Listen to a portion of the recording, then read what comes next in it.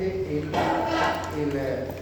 es uno de los elementos más importantes para la cardiología, ¿ya? Y para aprender definitivamente fisiología, no solo fisiología, fisiopatología y cardiopatías. Por eso que el ciclo cardíaco es importante, este diagrama de Wigner. Ahora, un ciclo cardíaco, ¿cómo se define? Pregunta. Si no sabes eso, es difícil de empezar a repetir un ciclo cardíaco o hacer. Un ciclo cardíaco se define como todos los eventos que se producen en el corazón entre un latido y otro. Ese es un ciclo cardíaco. Esa es la definición. Y espero que nunca más te olvides. Porque si esto te va a ayudar, lo primero la doctora antes de empezar a hacer supongo que sí, ¿ya? Y son eventos que se producen en el corazón que son latidos y otros. ¿Cuáles son esos eventos? ¿Ya? En realidad, esos eventos te los voy a poner aquí porque los eventos tienes que tomarlos en cuenta. Uno de esos eventos, y el más importante, primero, se generan eventos eléctricos. Estos eventos eléctricos es en realidad que son eventos que van a generar el potencial de acción cardíaca. Si no hay este evento eléctrico, no se genera el segundo evento, y el segundo evento se plasmarían en eventos mecánicos. Entonces, no te olvides que para que el auto se mueva, ¿qué tienes que hacer? Encenderlo. Entonces, el encender es el eléctrico y el mecánico es el movimiento. Los fenómenos mecánicos, generan ya presiones en las diferentes cavidades y partes del sistema cardíaco, o sea, de lo que es el corazón. Generan presiones. Estas presiones, como un cuarto elemento, van a generar flujos y van a manejarse volúmenes de sangre. Y todo esto, como quinto evento, va a generar ruidos o vibraciones en el corazón. Entonces, en realidad, cuando yo hablo de un ciclo cardíaco, debo saber que, primero la definición, después que te he dicho, ¿cuánto dura? ¿Cuánto dura un ciclo cardíaco? ¿Me pueden decir? 0,8. Muy bien, 0,8 segundos. ¿Dónde empieza un ciclo cardíaco? ¿Con qué fenómeno empieza? ¿Ya? El ciclo cardíaco va a empezar con la onda P del electrocardiograma. El ciclo cardíaco va a empezar con la onda P del electrocardiograma. ¿Dónde empieza? ¿Y cuáles son las fases del ciclo cardíaco? ¿Cuáles son? Muy bien, llenado ventricular, la primera fase. 2, la contracción isovolumétrica. 3, el periodo exclusivo o de eyección. Y 4, el periodo de relajación isovolumétrica. En realidad, todo esto es la sístole ventricular. Podría decir que un ciclo cardíaco es una sístole y una diástole. ¿Ya? Una sístole y una diástole. Vale la pena destacar aquí, aclarar algunos detalles, como por ejemplo, de estos 0,8 segundos que dura un ciclo cardíaco, 0,3 segundos corresponde a la sístole y 0,5 segundos corresponde a la diástole. ¿Ya? Entonces también es otro elemento que tú tienes que saber. Cualquiera de las personas que están viendo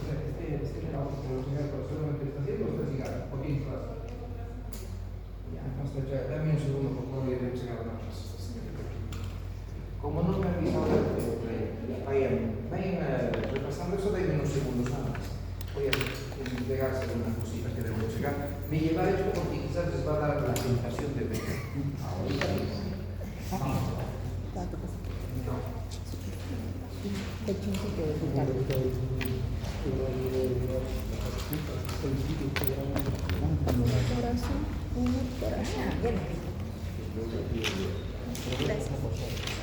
Me verás la desestresante acá. No nos asusta, eres, ¿no? Como si un gato te Para entender un ciclo cardíaco. ¿Ya han hecho el diagrama con la doctora? No. Mañana. No te ni siquiera algo. ¿No les he explicado qué es lo que he explicado del ciclo cardíaco? ¿Solo esto o algo más? Las fases. ¿Cómo ha explicado las fases? ¿Qué es lo que pasa en cada fase? ¿Y ha dibujado? Sí. Sí, muy bien. Entonces, en realidad, estas fases ya dibujadas, ustedes van a entender ahora el diagrama. ¿sí? Entonces lo voy a empezar a dibujar el diagrama de Wiggers, que es el ciclo cardíaco. Bien, vamos con todos. Bien. Cuando hablo del ciclo cardíaco, este diagrama de Wiggers es muy importante.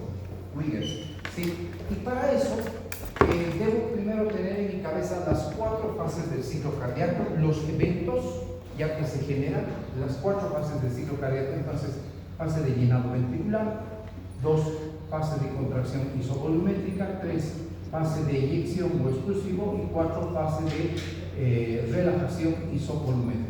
Entonces, dicho todo esto, y como ya la doctora ha dibujado, les voy a rogar tomar atención porque eso lo deben hacer en 6 minutos cuando yo les diga que hagan en la pizarra.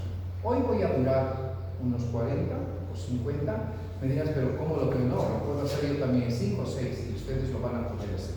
¿Ya? Y esa es la evaluación del trabajo de laboratorio para lo que sería el primer paso. ¿Ok? Para hacer la realización del diagrama de Wiggers, me voy a trazar una línea perpendicular, un eje Y. ¿Ya? Y lo que voy a hacer es poner primero la variable coeficiente presión. Y la variable presión va a estar en 0 milímetros de mercurio, aquí va a estar en 80 milímetros de mercurio y aquí va a estar en 120 milímetros de mercurio. Esa sería la variable de presión. Voy a poner la variable volumen. Aquí voy a poner el volumen de fin de diástole, el volumen telediastólico de 120 ml. Aquí voy a poner el volumen telesistólico de fin de sístole de 50 ml. ¿Sí? Aquí voy a poner lo que pasa con el SG, o sea, ¿qué quiere decir? El electrocardiograma. Y aquí abajo voy a poner lo que son los sonidos cardíacos, en este caso el sonograma. ¿Ok? Dicho todo esto, ¿dónde empieza y cómo empieza un ciclo cardíaco? En realidad un ciclo cardíaco, la definición dice todo lo que pasa entre un latido y otro. Y un latido empieza con la onda P del electrocardiograma. Esta onda P del electrocardiograma es una onda que se genera por la despolarización, onda P, por la despolarización de las aurículas. Esta es la onda P. ¿Sí? Entonces, para guiarme, yo más o menos a la mitad de la onda P, yo me voy a hacer una línea que es punteada. Fíjate, por favor, esto tendrías que hacer en tu casa para que tú aprendas. Esto tendrías que hacer en tu casa para que tú aprendas. ¿Sí? Entonces, como a la mitad de la onda P, fíjate por favor, aquí empezamos la despolarización de las aurículas, ¿sí? Y como a la mitad, recién empieza la contracción auricular, y la contracción auricular se marca con una onda A de contracción auricular, ¿ya? ¿Qué significa esa onda? La aurícula se ha contraído y aumenta la presión, y ese aumento de presión genera esa pequeña curva que se llama la curva A de contracción auricular. ¿Qué ha pasado con esa contracción auricular? En realidad la contracción auricular ha hecho que se llenen los ventrículos. ¿A cuánto? Al 100%. Entonces, con esa contracción los ventrículos se han llenado al 100%. La contracción auricular marca el llenado lento, que es activo, que ya la doctora les ha debido comentar, ¿sí? Y vale la pena destacar, quizás aquí te lo voy a dibujar, la aurícula, el ventrículo, la vena, y aquí está la válvula, ¿sí? La sangre prácticamente lo que ha sido impulsada de las aurículas a los ventrículos por la contracción auricular. Esa contracción hace que los ventrículos lleguen a llenar al 100%, ¿correcto? Llegando a los 120 ml más o menos. El libro dice 120, pero muchos libros solo manejan 100, ¿ya? Pero igual no hay ningún problema, ¿ok? Entonces, dicho todo esto, espero que te estés imaginando lo que está pasando, ¿ya? Cuando la aurícula se contrae, ¿ya? Y la válvula está abierta, la aurícula manda, o si quieres tomarlo, transfiere su presión al ventrículo porque la válvula está abierta. Entonces, la curva, en este caso, de presión ventricular hace el mismo tipo de onda. Y eso es lo que hace, ¿sí? Entonces, con la contracción auricular, ¿qué es lo que ha pasado? Termina el periodo de llenado, porque el ventrículo ya está lleno ¿a cuánto? A los 120 ml. Estos 120 ml se llama volumen telediastólico o volumen de fin de diástole. ¿Ya? Este volumen, después les voy a decir, se llama telesistólico. Entonces, al finalizar la diástole, volumen de fin de diástole es 120 ml. Bien, ¿qué es lo que pasa y cómo finaliza el llenado ventricular? El llenado ventricular va a finalizar con el cierre de las válvulas auriculoventriculares, cierre de válvulas AB. Entonces, justo aquí, ya este está medio chuequito, no importa, vamos a igualarlo aquí, ahí está, más o menos ahí, ya, ahí está. Sí, justo aquí, ahí te lo voy a poner a flecha, se cierran las válvulas AB. Ese cierre de las válvulas AB, que lo voy a dibujar, me voy a hacer una línea para yo guiarme, más o menos así. Ese cierre de las válvulas AB produce el primer sonido cardíaco. En este caso, el primer sonido cardíaco es el SU, o el famoso LAB. ¿Ya? No es LU, es LAB. ¿Ya? Cuando quieres hablar en español, este sonido puedes decirle TUM, si es en español. Pero generalmente en inglés nunca me vas a decir LU. Ni el corazón late lu. Lo que hace es latir la. En este caso es el inglés. ¿Ya? O el S1 o el T1. Entonces, una vez que se han llenado los ventrículos, se ha cerrado la válvula auriculoventricular. ¿Por qué se cierra? Porque ya también, una vez que se contrae la aurícula es en diástole. Y al entrar en diástole, la presión baja aquí. Entonces, por la sangre, aquí la presión es ligeramente mayor, y la válvula se cierra. ¿Entendido? Entonces, eso es lo que produce el cierre de la válvula AB. Ahí está, ya produciendo el primer sonido cardíaco. ¿Qué características tiene este sonido? Es de larga duración y es intenso.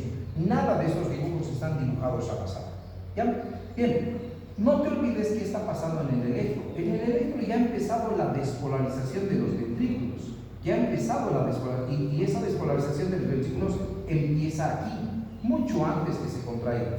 Y entonces, como más o menos aquí, a la mitad, un poquito más allá, esto debería haberlo puesto más aquí, para que me entiendan ustedes, ¿sí? Ahí está, más o menos así, ahí está. Más o menos a la mitad del complejo QRC, los ventrículos empiezan a contraerse, porque las válvulas ya se han cerrado, ¿correcto? Y empieza el ventrículo a contraerse y a subir su presión. El ventrículo empieza a subir y subir su presión. Me estoy abriendo mucho, no quiero abrirme mucho. Sube la presión. ¿Sí? Sube hasta más o menos los 80 milímetros de mercurio, porque estoy hablando del corazón izquierdo. En ese punto que está subiendo la presión, pero su volumen permanece igual porque no se ha producido explosivo para nada. ¿Ya? Y además, en ese punto que está subiendo, me estoy abriendo mucho, es que esto tiene que ser casi, tiene que salir como quiero que salga. Ahora sí, ya no es tan vertical, por si acaso, esto es como medio inclinadito, por eso que trato de hacer lo mejor posible.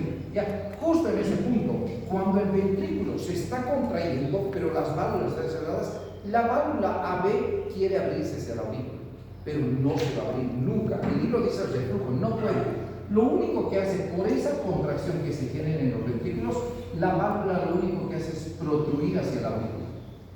¿Ya? Al protruir a la aurícula, en ese punto se forma la curva C, en este caso de protrusión de las válvulas hacia lo que es la aurícula, y genera un leve aumento de presión ahí, formando la curva C. ¿Estamos? ¿Por qué se caracteriza el periodo de contracción isovolumétrica? El ventrículo se contrae. ¿Sí? Antes ya se ha despolarizado, ojo, ya mantiene su volumen de 120 ml, ¿sí? Y sube la presión dentro de él. Sube tanto la presión justo de este ventrículo que como a los 80 milímetros de mercurio aquí se produce la apertura de la válvula sigmoide. Entonces, al abrirse, la presión del ventrículo sube más y sube hasta 120, pero esa apertura de la válvula lo que hace es generar ya que la sangre, una vez que se ha abierto la válvula, se vierta hacia lo que es la aorta. ¿Sí? En ese caso, ¿qué pasa con el periodo este entonces de contracción isovolumétrica? Ya hemos llenado para ver la contracción isovolumétrica justo cuando se abre la válvula sigmoidea. Mira, cuando se abre, ¿sí? Ahí termina el periodo de contracción isovolumétrica. Entonces, este pequeño periodo es la contracción isovolumétrica. Ese pequeño periodo, este delgadito, el ventrículo sube su presión, se forma la curva C, el volumen está igual, pero va a terminar cuando se abre la válvula sigmoidea. Cuando se abre, ¿qué es lo que se inicia? El famoso expulso sigo, o inyección. ¿Y qué pasa cuando se abre la válvula? La sangre empieza a vaciarse del ventrículo y empieza a vaciarse desde 120 hasta 50. ¿Qué está pasando en el ventrículo? En el ventrículo está subiendo la presión, sube hasta 120, pero una vez que sube, empieza nuevamente aquí a bajar. Y junto con ella, también la presión de la aorta, porque una vez que se ve toda la válvula sigmoidea aórtica, la presión del ventrículo se transfiere a la aorta, porque vence la fuerza de apertura de la válvula auriculoventricular, sigmoidea aórtica, ¿ya? Entonces esta sube y con ella también intenta bajar su presión. Pero ¿qué es lo que pasa? Justo en ese punto, ahí sí se va a producir el cierre de válvulas sigmoideas, ¿correcto? Vale la pena destacar en el proceso eléctrico qué está pasando antes. En el proceso eléctrico ya los ventrículos han empezado a repolarizarse formando la onda T, ¿correcto? Entonces, para guiarme en esta línea, en este cuadro, voy a hacer una línea justo cuando se produce ese proceso, más o menos ahí. Entonces, ¿qué es lo que pasa? Esa línea me va a marcar el cierre de las válvulas sigmoideas y me va a marcar una guía porque casi termina la onda T, y cuando se cierran las válvulas sigmoideas se produce el segundo ruido cardíaco. Este segundo ruido cardíaco, si te fijas, no está dibujado como este, es el S2. También que se dice en inglés TAP, o si quieres en español TAP. Por eso el corazón late, lap, o si no, tum-ta. ¿Ok? Ahora, es importante destacar que el expulsivo se marca su final con el cierre de las válvulas sigmoideas, ya sea auriculopulmonar. ¿Y qué es lo que pasa? El ventrículo baja su presión ¿hasta cuánto? Hasta los 0 milímetros de mercurio y vuelve a radiarse. ¿Qué está pasando mientras tanto en las aurículas? Las aurículas se están volviendo a llenar y preparándose para el siguiente ciclo, ¿ya? Y los ventrículos se han vaciado hasta llegar a un volumen de 50 ml. ¿Qué pasa después de eso? Existe un pequeño periodo de tiempo igualito del de contracción isovolumétrica en el tiempo, que se llama periodo de ¿qué? De relajación isovolumétrica. Estos periodos son pequeños, fíjate, uno y el otro. ¿Por qué se caracteriza el periodo de relajación isovolumétrica? Los ventrículos están relajados, ya relajados. El volumen no varía en los ventrículos, es bien cortito, ya. Y en realidad, sí, se está preparando la sangre de la aurícula para el siguiente ciclo. Cosa de que cuando termine este periodo, que termina con esta otra segunda línea punteada, aquí se vuelve a abrir y se vuelve a abrir las válvulas que auriculoventriculares, apertura de la estabela. Y nuevamente empieza el siguiente llenado, ¿correcto? Ahora, la definición dice de ciclo cardíaco, ¿qué dice? Es un periodo, o sea, es todos los eventos que se producen entre un latido y otro, y hasta ahora no hemos llegado al siguiente latido. Entonces, ¿qué debemos hacer? Llegar al otro latido. Si este marca un latido, entonces la otra onda P va a marcar el siguiente latido. Ahí está, haz de cuenta que es la otra onda P. ¿Ya? Y aquí está nuevamente el complejo QRS, ¿ok? Entonces, me voy a nuevamente marcar, no sé si está muy lejos, pero yo creo que va a salir un poquito más aquí, lo vamos a hacer, ya para que salga medio coherente igual que en el libro, ¿ya? Y aquí vamos a poner el otro complejo y nos vamos a marcar justo a la mitad de la onda P nuevamente una línea de referencia. Ahí está, esta línea de referencia, ya más o menos así, ahí está. ¿Sí? Entonces, ¿sabes que a la mitad de la onda P qué se va a producir? Pregunta, nuevamente la curva A de contracción auricular. Entonces, esa curva A la vamos a marcar nuevamente igual que esta. ¿Ya? No te olvides que esta curva es la A, la C y esta es la V o B. ¿Ya? Ahora, resulta que en el periodo de llenado seguramente la doctora les ha dicho que hay dos fases. ¿Cuáles son esas dos fases de llenado ventricular? ¿Cuáles son esas dos fases de llenado ventricular? ¿Me puedes decir? El llenado ventricular tiene dos fases. ¿Cuáles son estas dos fases? Uno, llenado rápido y otro de llenado lento. Este rápido es pasivo, ¿sí? Y este lento es activo. Este lento está marcado. ¿Y por qué es activo? Por la contracción de las aurículas.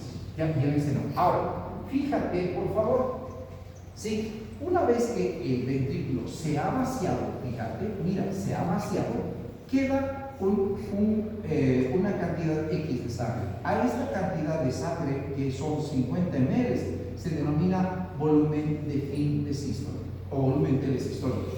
Este periodo que en este momento está aquí recreado sería el periodo de relajación isovolumétrica, porque el volumen del ventrículo no varía, está relajado y ya la sangre está llegando de las venas a la aurícula, de cualquiera de las dos, y en realidad la aurícula ya está casi llena. ¿Y qué es lo que pasa? Una vez que ha pasado este periodo de relajación isovolumétrica, automáticamente esta sangre empuja a la válvula y al empujarla se inicia el siguiente llenado. El llenado rápido es prácticamente la caída pasiva de la sangre desde las aurículas a los ventrículos.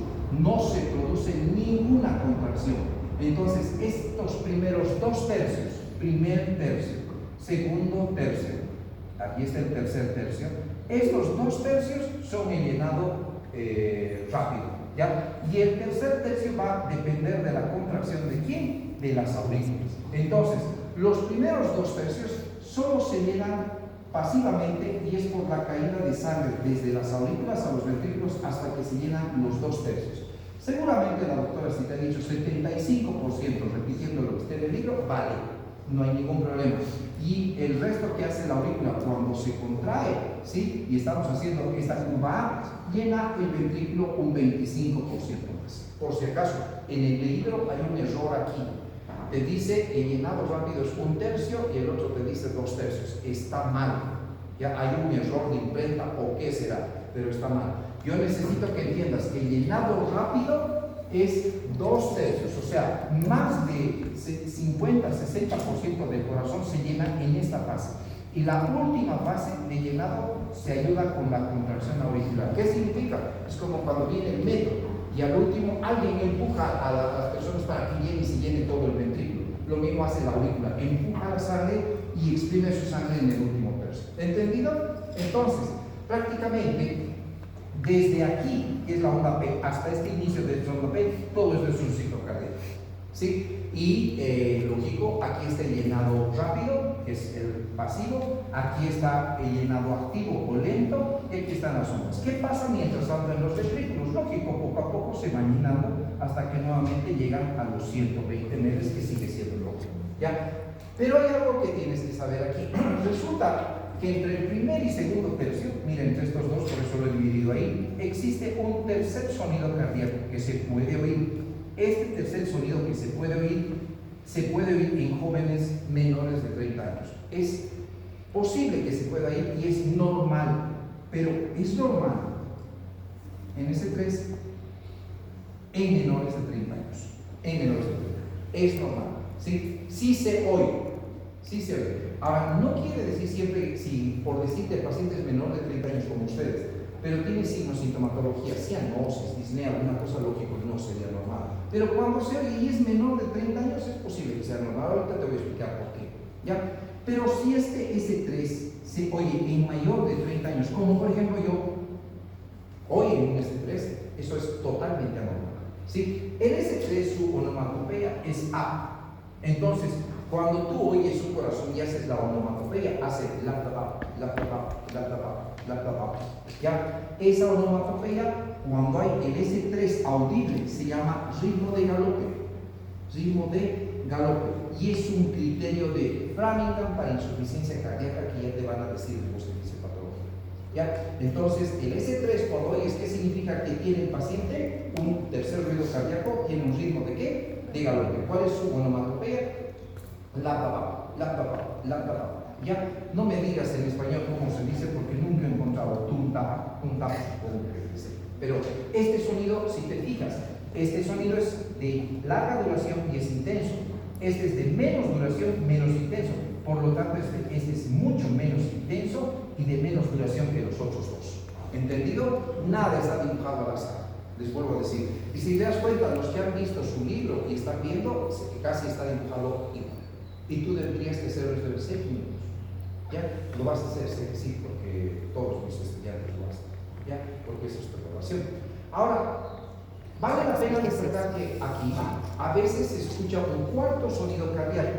El cuarto sonido cardíaco es totalmente anormal a cualquier edad. El cuarto ruido. ¿Qué significa entonces el S3? El S3 se produce justo en el periodo de diástasis. Se produce en el periodo. Entonces, este S3 que se produce entre el primer tercio y el segundo tercio se llama periodo de diástasis. Ahí se produce el S3. ¿Estamos? ¿Ya? Este es el periodo donde se produce. Pero, ¿qué significa el S3? Ya sabemos que cuando qué significa ritmo de qué? De galope. Pero ¿qué significa cuando se oye el S3? Significa sobrecarga ventricular. Guarda eso en tu cabecita, te va a ayudar en fisiopatía clínica. ¿Sí? Para los que se sugiere un ventrículo sobrecargado? ¿Qué te sugiere un ventrículo sobrecargado? Que está sobrecargado de trabajo, que está hipertrofiado, una de esas cosas. Por ejemplo, un paciente que tiene hipertensión arterial crónica tiene un S3 audífono cuando no está controlado. ¿Por qué? Nos indica que su ventrículo está haciendo más esfuerzo del que debería ser para vencer la resistencia de las arterias que están vasocontraídas, o hay una vasoconstricción, o aumento de resistencia vascular. ¿Ya? Entonces, ¿qué significa el S3? Sobrecarga ventricular. ¿Ya? ¿Qué significa el S4? O que este puede ser normal en individuos que menores de 30. Puede ser. No he dicho que lo es. ¿Ya? Pero si es mayor de 30 el individuo, es totalmente patológico. Totalmente. ¿Ya? ¿Qué significa el S4? El S4 significa sobrecarga auricular. ¿Ya? ¿Qué le sugiere una aurícula sobrecargada? Pregunta. ¿Ya? Lo mismo que en el ventrículo. Una aurícula hipertrófica que está haciendo mucho esfuerzo, ¿ya? Y esto es totalmente anormal a cualquier edad. ¿Ya? ¿Por qué se produce el S4? El S4 se produce porque la aurícula al contraerse hace ruido y eso no es correcto. Las aurículas cuando se contraen no deben hacer ruido. ¿Y qué aurícula hace ruido cuando se contrae? La que es hipertrófica, la que está gruesa. ¿Ya? Ahora te voy a explicar el S3 porque el S4 creo que me has entendido. ¿Ya? El S3 ¿por qué se produce? El S3 se produce por la vibración de las paredes del ventrículo. Vibración de paredes del ventrículo. ¿Sí? Cuando la sangre cae directamente desde las venas al ventrículo. Eso sería el famoso S3. Te voy a demostrar. ¿Alguien tiene una botella de agua por ahí? No voy a utilizar nada, préstame ese tiempo. No voy a utilizar nada, solo voy a hacer demostración. ¿Sí? Hagan de cuenta de que este es el ventrículo. ¿Sí? Este es el ventrículo. Y lo que me va a mostrar ella y me va a prestar su botellita, ahí está. ¿Sí? Esta es la aurícula. Yo sé que no es correcta, pero haz de cuenta, tiene súper imaginación. Entonces, la aurícula está cerquita del ventrículo. Si yo vacío esta agua aquí al ventrículo, ya, de muy cerquita, ¿se producirá ruido?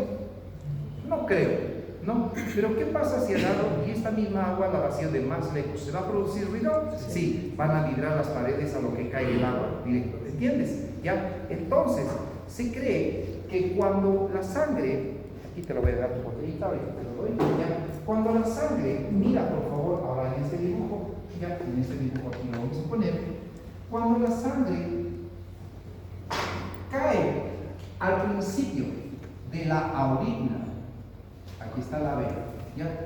De la aurícula al ventrículo, como está cerquita no produce ruido, pero resulta que cuando se vacía la aurícula, porque la aurícula tiene mucho contenido de sangre, ya la sangre sigue llegando por las venas, entonces la sangre cae de más alto, ¿me estás entendiendo? Y al caer de más alto, ¿qué es lo que pasa? Produce ese sonido que te digo que produce vibración ¿de qué? De las paredes.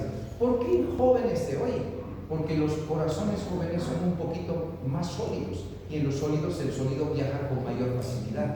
¿Ya? ¿Por qué son corazones jóvenes? ¿Ya? No en todos, pero sí se podría. Esa sería la explicación. Porque el sonido viaja en un corazón que es realmente robusto, joven, esa es la cosa. ¿Ya? Ahora, lógico, ¿qué pasa en un paciente que tiene hipertensión arterial? Esta es la aorta. Entonces, haz de cuenta nomás, no es esto que pasa con la otra, pero yo le hago le aprieto la punta de la otra. ¿Qué va a pasar con este ventrículo? ¿Qué va a tener que hacer para vaciar su contenido? ¿Sí? Más fuerza para vencer esa resistencia. Al hacer más fuerza, ¿qué va a pasar con este ventrículo? Se va a volver ¿qué? Hipertrófico. Y va a ser mucho más macizo, más sólido, ¿correcto? Cuanto más sólido el ventrículo, más capacidad de que se escuchen las vibraciones y transmita mejor el sonido. Por eso se oye el S3. ¿Entendido? ¿Ya? Ahí está entonces este ciclo cardíaco que ustedes deben entenderlo y conocerlo. ¿Preguntas?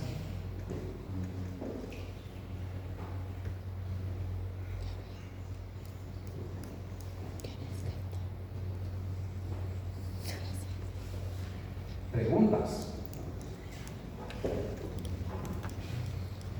Bien, pregunta para ustedes. Este es el gráfico del ventrículo izquierdo. ¿Cómo lo harían del ventrículo derecho? Porque es la otra pregunta de examen. Para entender eso, lo primero que debes saber es lo siguiente. El corazón está conectado en paralelo, bueno, los dos corazones, tanto el corazón derecho y el izquierdo. El corazón derecho está conectado al circuito pulmonar y del circuito pulmonar llega la sangre, esto lo voy a poner aquí, así, llega la sangre al corazón izquierdo, ¿correcto? ¿Ya? Y el corazón izquierdo está conectado al circuito sistémico que llega aquí a la aurícula derecha, ¿correcto? Bien, entonces aquí se establecen, sí, gracias, ¿de quién es eso? No, espera, quédate más, después lo guardas. ¿Ya? Aquí se establecen dos circuitos de circulación, uno que es un circuito menor de circulación llamado ¿qué? Pulmonar, y un circuito mayor de circulación llamado ¿qué? Sistémico. Este circuito pulmonar es de baja presión, este circuito sistémico es de alta presión. ¿Sí? Las presiones de este circuito son su sistólica igual a 120 milímetros de mercurio como máximo, y su diastólica es igual a 80 milímetros de mercurio como máximo. Bien, este circuito menor tiene una presión sistólica como máximo de 25 milímetros de mercurio, la diastólica como máximo 8 milímetros de mercurio. Pregunta para ustedes de examen. ¿Sí? Pregunta de examen. Sí. Te pregunto, ¿cuál es la presión sistólica y diastólica del ventrículo izquierdo? ¿Cuánto sería? Vamos a poner aquí ventrículo izquierdo y quiero que me diga su presión sistólica y diastólica. ¿Cuánto es? Su sistólica es 120. ¿Su diastólica? 80. No, 0. ¿O no? No me mires a mi verso 4. Mira, de 0 subes a 120 y cae a 0. ¿O no? 0. ¿Sí? Entonces la presión sistólica del ventrículo izquierdo es 120 y su presión diastólica es 0. Pregunta, ¿cuál es la presión sistólica y diastólica de la arteria aorta? Sistólica 120. Diastólica. Exacto, muy bien. Bien. Ahora, ¿cómo es? Eso es del ventrículo izquierdo. Todavía me vas a averiguar del ventrículo derecho. Me gustaría que me digas, ¿cómo lo hago? Pregunta, ya sabiendo un dato aquí. ¿Cómo lo haría? Entonces, si sé que la presión sistólica máxima del circuito menor es 25, entonces mira, por ejemplo, aquí vamos a poner la mitad, que sería 40, aquí la mitad 20, aquí sería 10, ¿correcto o no? ¿Sí? Entonces, más o menos aquí será 25, quizás es ahí. ¿Estamos? Bien, entonces, lo voy a hacer con otro color. Mi ventrículo derecho va a ser la misma curva del izquierdo, idéntico. Por eso, el ciclo cardíaco del ventrículo izquierdo y del derecho es el mismo, solo con la diferencia de las presiones. Después, todo es igual. Entonces, hace lo mismo, sube su presión, pero el ventrículo derecho solo va a subir ¿hasta cuánto? Hasta 25 y va a caer nuevamente igualito. ¿Estamos hasta ahí? Pregunta entonces, ¿cuánto es la presión sistólica y diastólica del ventrículo derecho? Y 0. Muy bien, excelente. Bien, y esta sangre debe transmitirse o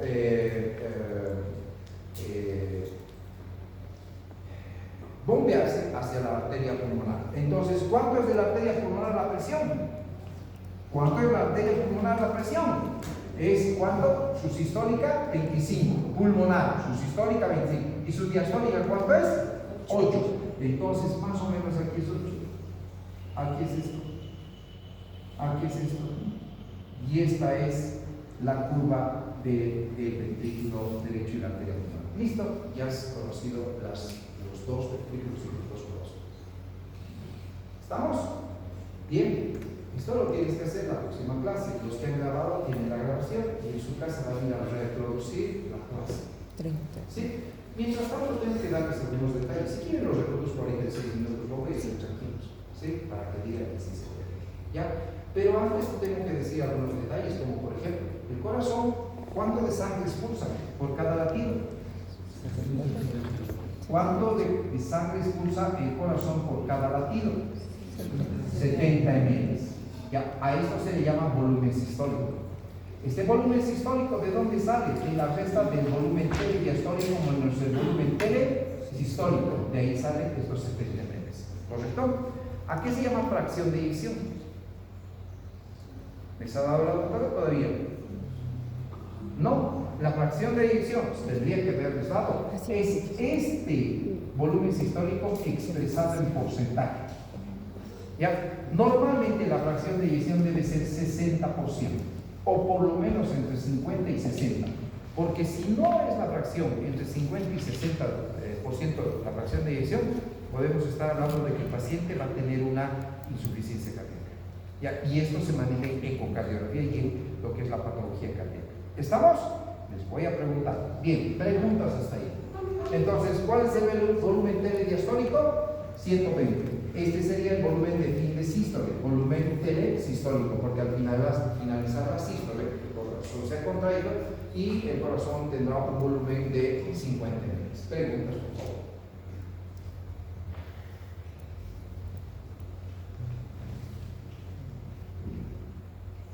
¿Está claro? ¿Han entendido? Dime. En la aurícula, esa curvatura C, ¿a qué se debe exactamente cuando la presión? Esta de aquí, la curva de presión auricular. ¿Sí? Mira, te voy a explicar. No te olvides que arriba está la aurícula y esta es la válvula B. ¿Ya? Y se abre cuando cae la sangre. Este es el ventrículo. ¿Correcto? Entonces, se ha llenado el ventrículo. Y aquí la aurícula es el diástole. ¿Correcto? Entonces la presión aquí es menor, aquí la presión es mayor, abajo. Entonces la válvula se cierra por presión, porque son válvulas mecánicas. ¿Ok? ¿Y qué pasa después de eso? El ventrículo empieza ¿a qué? A contraerse. No te olvides que esta otra válvula también está cerrada. Empieza a contraerse y dentro de él sube la presión. ¿Qué hace? La válvula quiere abrirse hacia la aurícula. De lo que estaba así, hace esto. ¿Ya? Protruye hacia la aurícula. Al protruir hacia la aurícula es que como si en la aurícula hubiera un pequeño aumento de presión por esa protrusión. ¿Ya? Hace esto. Mira, esto es lo que hace. Esta es la aurícula, este es el ventrículo. El ventrículo empieza a contraerse, ya la válvula está cerrada. Pero esta válvula como que se abomba hacia la aurícula, queriendo abrirse, lo que no va a pasar. ¿Por qué? Porque las cuerdas tendinosas y los músculos papilares se van a contraer y van a estirar a la válvula para que no se abra la aurícula. ¿Ya? Pero este abombamiento, porque si te fijas, este abombamiento genera un ligero aumento de presión en la aurícula. ¿Sí? Porque no te olvides que la aurícula está llenándose de sangre, de la sangre que está viniendo.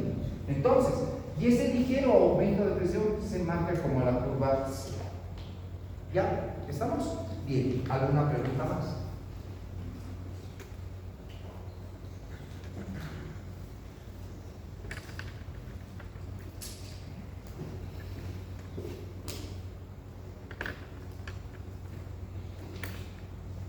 ¿Han entendido? Pregunta. ¿Sí? Este diagrama. Lo puedo hacer sin líneas ni nada y solo tenerla en mi cabeza qué es lo que está pasando e integrar todos los fenómenos. ¿Me estás entendiendo? Muchos de ustedes deben decir, ¿esto tengo que ser doctor en realidad? Sí, porque esto va a entrenar tu cerebro, tanto en memoria, integración de conocimiento, coherencia de conocimiento, además que el conocimiento tenga un orden. Y aquí si de repente es un orden que es así. ¿Sí o no? Es entrenamiento para tu cerebro. ¿Ok? Y preguntas. se puede menos.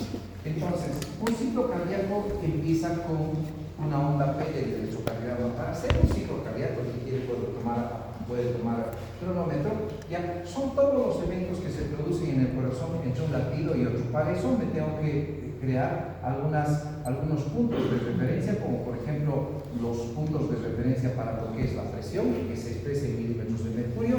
Voy a ponerme los puntos de referencia para lo que es el volumen, que esto lo deberías hacer, como te digo, en tu casa, en tu pizarra. Voy a ponerme la referencia del electrocardiograma, el ECG, y me voy a poner la referencia del sonograma o los ruidos cardíacos. Entonces, todo empieza con la onda P del electrocardiograma. La onda P del electrocardiograma marca la despolarización de las aurículas. Entonces la despolarización empieza ahí y como a la mitad de esta despolarización recién empiezan a contraerse las aurículas. Entonces se produce la curva A de contracción auricular. Esta curva A de contracción auricular marca el final del llenado ventricular, que quiere decir el ventrículo se llena al 100%, ¿correcto? Marcando el volumen telediastólico. ¿Qué es lo que pasa con esta curva A? Esta curva A que se contrae la aurícula para mandar la sangre a los ventrículos, esa misma presión se transmite a los ventrículos y se forma la misma curva que no tiene nombre. ¿Ya? Los ventrículos entonces también siguen ese patrón de la curva, pero aquí es la curva A de contracción auricular. Una vez que se ha producido el llenado, porque se ha llenado los 120 ml, justo aquí se cierra la válvula auriculoventricular. Ese cierre de la válvula auriculoventricular, ahí está, ese cierre va a producir lo que sería el primer sonido cardíaco. Este primer sonido cardíaco es intenso, es fuerte, es el famoso La, pero ya antes se ha producido la orden de la despolarización de los ventrículos, formando el complejo QRS que empieza aquí. Como a la mitad más o menos de este complejo, lo he hecho un poquito mal, no hay ningún problema, ahí está, ya, como a la mitad, entonces una vez que se han cerrado las válvulas, en los ventrículos empieza a subir la presión, ¿sí? Entonces, en ese periodo que se llama la contracción isovolumétrica, la cantidad de sangre sigue siendo los 120 ml, pero mientras se está produciendo esa contracción isovolumétrica en los ventrículos, se va a producir la curva C de producción de válvulas, ¿sí? ¿Y qué es lo que pasa? Este periodo de contracción isovolumétrica va a terminar más o menos justo cuando en ese momento que estoy marcando en esta línea, ya se produzca la apertura, en este caso de las válvulas sigmoideas. Y lo que hace esa apertura es que se transmite esa presión a la arteria, en este caso aorta, y el ventrículo sigue subiendo más su presión junto con ese patrón de la misma, y sigue el patrón del aorta. ¿Ok? Sube hasta unos 120 milímetros de mercurio y de ahí el ventrículo empieza también a bajar. En este punto ha empezado el expulsivo. El expulsivo sale la sangre del ventrículo hacia lo que sería ¿qué? La famosa aorta. ¿Qué pasa con el volumen de sangre? El volumen de sangre se va vaciando hasta los 50 ml. ¿Qué está pasando mientras tanto con la parte eléctrica? Con la parte eléctrica se está formando y está terminando de formarse la onda T. Ya. Ahora, ¿qué es lo que va a pasar cuando este expulsivo termina? ¿Cuándo va a terminar el expulsivo?